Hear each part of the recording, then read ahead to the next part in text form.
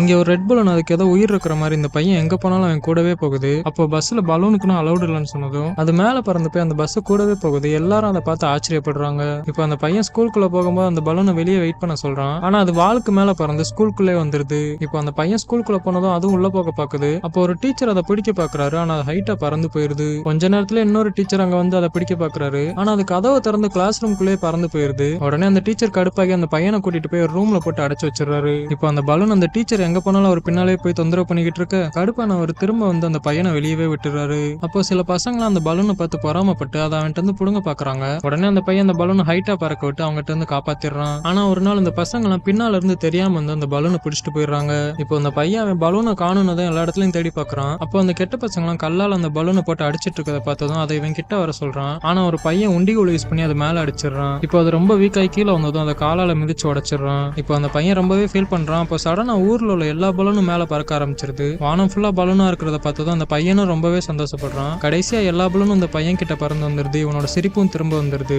யாரெல்லாம் அந்த படத்தை அவங்க ஸ்கூல்ல பார்த்துட்டு என்ன மாதிரி நல்லா தூங்கிட்டு வந்தாங்கன்னா கீழே கமெண்ட் பண்ணிட்டு போங்க.